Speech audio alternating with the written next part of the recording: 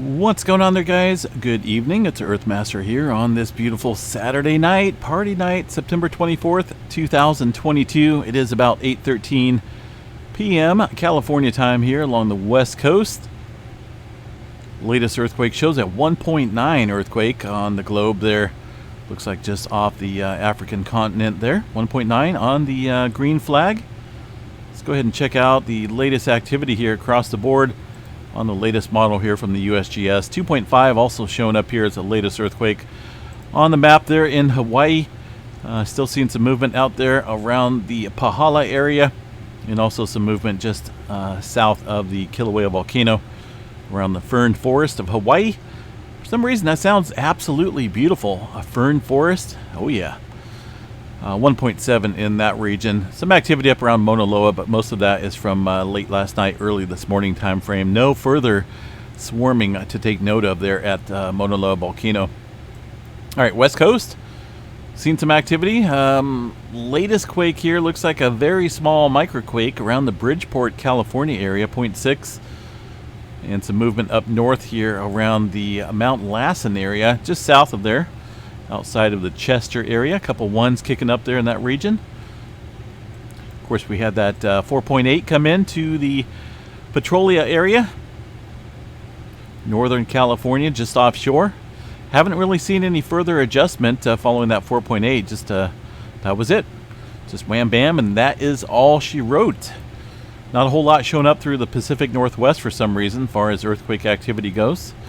Nevada is starting to chime in a little bit around the Tonopah and Mina area, getting in on some of that aftershock activity. A couple years ago, had a 6-pointer out there. Let's see, the Bay Area is pretty quiet today. Only a couple small handfuls of little earthquakes out there along the plate boundary of the San Andreas Fault here.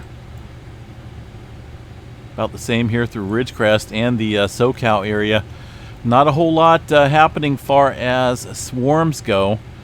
We did see one more earthquake just off of the southern branch here of the San Andreas Fault, a 1.8 near Bombay Beach, Salton Sea area. I was down there, was it last year or the year before? Man, I can't remember. But maybe it's best I don't remember. That is not a cool place down there. I'm not even joking. It is hot. It was... the smell was overwhelming down there at the Salton Sea. I wanted to go down there to check out that earthquake swarm they had, and I had a headache for a week after I visited that area. Pretty toxic air down in that region. Probably cut a couple of years off of my life breathing in some of that air down there. All right, let's see. Nothing showing up here across the Intermountain West region. Texas, Oklahoma, just a couple spotty earthquakes from this morning time frame. Eastern part of the country, not a whole lot going on. Of course, this is the weekend. Maybe the USGS just calling, maybe probably only putting 2.5 and above here on the map, so I don't know. Just looks awfully quiet throughout the states. Throughout the Middle America Trench, getting a little bit of activity spread out here, kind of equally across the board. Latest quake shows a 4.6 here around the, just off the coast of Mexico into the Middle America Trench at 47.8 kilometers. A lot of folks asking if we could switch over sometimes to the miles. Yes, we can. We can utilize that. So 29 miles. You can kind of switch that back and forth. I'm just so used to using kilometers. That's how it's been. Let's see what we've got over here. Outside of Cuba, got an earthquake down here at along the plate boundary. I really haven't seen too much earthquake activity out here around the Cayman Ridge. I know this area is pretty certain that there's a pretty good trench here. But again, I haven't really, to be honest, I really haven't studied too much in terms of the plate dynamics in this area. I think we had a little bit of activity here last year. I think it was further south. But today, a 4.3. Just off the coast of Cuba. Kind of curious to see what historical data looks like. Looks like they've had some big ones in the region. Let's see here. But not a lot. Looking at the earthquake since about 1900 or so. Shows some 6-pointers out here in this ridge, this little trench zone. And some other smaller quakes, but there's not a lot Just a handful along that plate boundary. I'm going to have to look into that a little bit more. I'm kind of curious about that. All right, let's see. South America, some spotty activity, it looks like, around the Peru Chile Trench. South Sandwich Islands did see some further movement into the area of their subduction zone down there. 5.0 at 26 miles below the surface. What do we got here? We got Hawaii lighting up again. That's pretty much about the same thing we've seen a minute ago. Alaska looks like a little activity up around the Anchorage area and outside of Denali. This here was that was this morning time frame as well. Looks just kind of calm. No red circles up there indicating any recent earthquakes. Kuril-Kamchatka Trench, Japan Trench, Mariana Trench. All the trenches out here along the western side looking pretty quiet. Yes, we did have some prior earthquake, but some of these from overnight and early this morning time frame, so we really haven't seen any further uptick in movement out here. Just kind of coming to a pause. Sometimes those pauses can break out in a large earthquake. Well, just be prepared out here. Solomon Islands had one earthquake out here, a little 4.5 this morning it looks like, and this afternoon around the Vanuatu area, seen a 5.0. Other than that, things just kind of calm, folks. An eerie calm feeling out here on a Saturday night. 5.0 out there in the mid-Indian Ridge area. Aside from that, wow, just a little on the quiet side, let me tell you. Let's go ahead and check out Yellowstone, see if we got any swarming kicking up there. Looks like even this area is kind of dying down there in Wyoming. Had a couple earthquakes there. Looks like maybe probably a 2. Guessing a low-grade 2 here for this one, a little bit smaller, and some other smaller microquakes there in the mix. Not showing up on the USGS map. They normally don't put those up until Monday morning once they get into the office and, you know, get things situated there. Aside from that, no major swarm, no magma movement occurring out there around Yellowstone. Check out the Trimmer map tonight. And 101 epicenters. Again, in the areas that we've been watching there around the Portland, Oregon area, underneath this region, and also down here in the south. Kind of curious to see what we got far as the, let's see, let's go back to about, I think it all started right about, let's see here.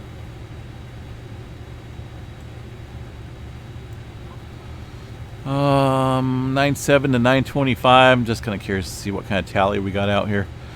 2,316 epicenters, most of that here. And this goes back since about the 7th of September this month to today's date. And look at that. There's just a lot here kicking up in this area of Oregon. Now, I know a couple months back we were looking at activity mostly confined here to Northern California and up here in Vancouver Island ranges. And it seems as though that maybe it's playing catch up here. While this is being subducted, the northern and southern end, this up here was just kind of stuck and getting a lot of strain here.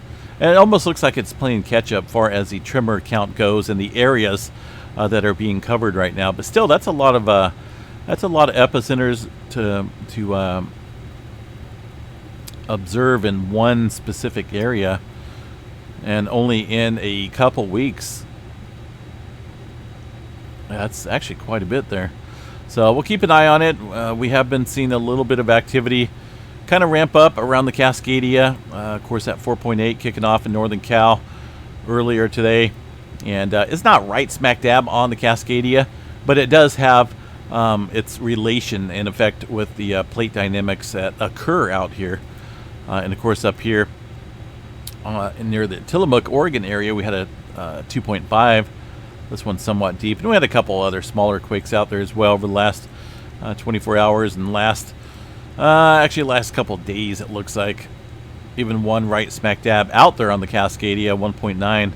Like literally right there. So we got to watch that. If we start to see a couple of those, and I'm sure there might be some telltale signs of, prior, hopefully we will, I know the Cascadia, though, is one subduction zone that really doesn't give off a warning. You know, it's kind of just, it builds up a lot of pressure, and then it's just bam, a 9-pointer kicks off. But I still think we can, once that does happen, who knows when it will. Hopefully I'll be alive to review it, all the data and whatnot. But once that does happen, we can go back and look at tremor cycles, how much tremor was occurring, you know, years prior to it or months leading up to it, and also look at other earthquake activity, ground deformation, GPS measurements and whatnot, and get a better idea of maybe when we can predict the next Cascadia subduction zone. Right now, you know, 322 years ago, there's quite a bit of strain built up here along the Cascadia, but no one knows for certain when this is going to go. All I know is I look for little clues, so to speak, you know, in the works out here, in the matrix, so to speak, of the of earthquakes and plate tectonics. All right, let's see. So yeah, 2,316 epicenters of tremor, mostly confined there to Oregon since the 7th of September. Let's go ahead and check out, what are we going to check out tonight? Let's go ahead and check out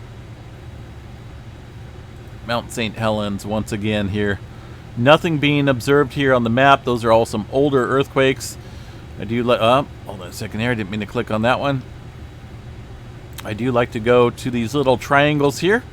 You click it on that, and that will take you to a seismograph recording station, a web recorder that monitors earthquake activity out there. And sometimes rock falls, avalanches, environmental noise. It could be tractors, ski lifts, who knows what. Earthquakes, we look for well-defined spikes such as this right here, maybe this one right here. Not for certain what that is there. And going back to the throughout the afternoon time frame, there's another one, another one, another one, another one. There's a couple, but again, nothing being picked up or put out to the public from the USGS or the PNSN network. Anyone that monitors this data, not putting it out there to the earthquake catalog, but it's there. And anyone and everyone can go and check out these seismograph stations for themselves, view the data. Yeah, it's kind of hard to guesstimate the exact magnitudes, but I've been looking at these things for many, many years, and depending on the amplification here of the lines, so to speak, of the seismograph, I can get a pretty good pretty good guess, close enough to these magnitudes. And these are very small earthquakes, well under 2.0 in that area. Let's see, what else do we have here, folks? Nothing new on the Volcano Hazards Network. All volcanoes appear to be normal along the Cascades. Just green, right? I wonder when things are going to start picking up. When are things going to start getting active out here along the coast, along the west coast out here? Just been green for quite a while. But yeah, far as the hazard notification system, nothing going on throughout the HVO or any other volcano monitoring network. All these are just weekly updates. Same for the Alaskan Volcano Observatory as well.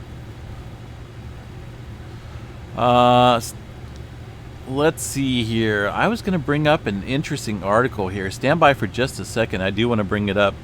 I forgot all about it. I got to go over here to my email real quick. I'm just kind of blacking that out with the globe kicking up there. And you guys know there's actually a pretty cool thing going on here in the night sky. Let's see here if this is... Okay, let me bring this over here. Stand by for a second. Bring this back up. Have you guys read about this? This was put out, oh, it looks like a few days ago, September 16th. But it's for the night, Monday night, September 26th. Talking about Jupiter to reach opposition. Closest approach to Earth in 59 years. Now, I've seen Jupiter out there past few nights here in the Northern California sky. And it's bright and it's big. It's a beautiful sight, and you can, if you have a pretty good zoom camera, check out the moons of Jupiter as well. So this is going to be Jupiter's closest approach to Earth in 59 years, since about 1963. And I believe I believe strongly that planets, the alignments and whatnot, and their as they rotate, not rotate, but as they my mind, where's it at? I'm a little bit overloaded right now. As they orbit around the sun. There we go. Thank you, brain. As they orbit around the sun, do have an effect on each other, on each planet. Jupiter, I'm sure, has a major effect on Earth when it comes to the orbit of Jupiter, and as close as it is right now to Earth since 1963. It's kind of cool to think about. So let's read over here real quick and see what we got. We'll read this a little bit. Stargazers can expect excellent views of Jupiter the entire night. Okay, Monday, September 26, when the giant planet reaches opposition. From the viewpoint of Earth's surface, opposition happens when an astronomical object rises in the east as the sun sets in the west, placing the object and the sun on opposite sides of the Earth.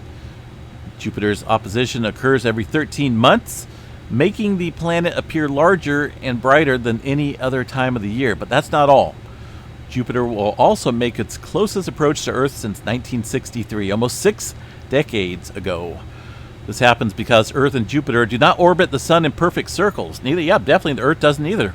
Meaning that the planets will pass each other at different distances throughout the year. Jupiter's closest approach to Earth rarely coincides with opposition, which means this year's views will be extraordinary. At its closest approach, Jupiter will be approximately 367 million miles in distance from Earth, about the same distance it was in 1963.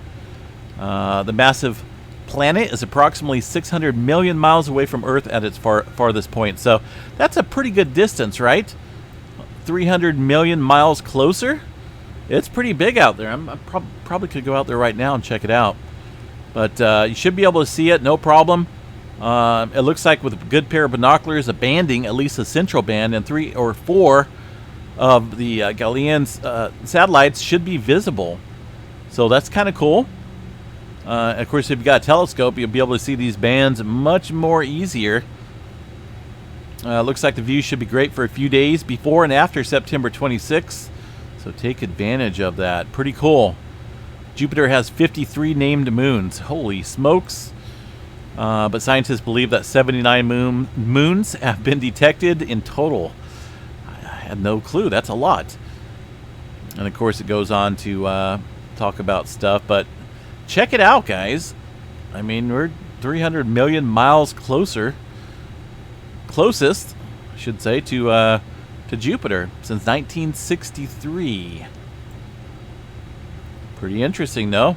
I believe it's cool. I'm going to go check out Jupiter here right now. I kind of wish I had a nice telescope to check it out with. Even more so, I would love to be able to stream it onto the live stream from a telescope. That would be pretty cool. I'm sure there's ways to do that, but unfortunately I don't want to spend tens of thousands of dollars on a telescope and that type of setup. I don't know if it costs that much or not, but I can assume that it's not cheap.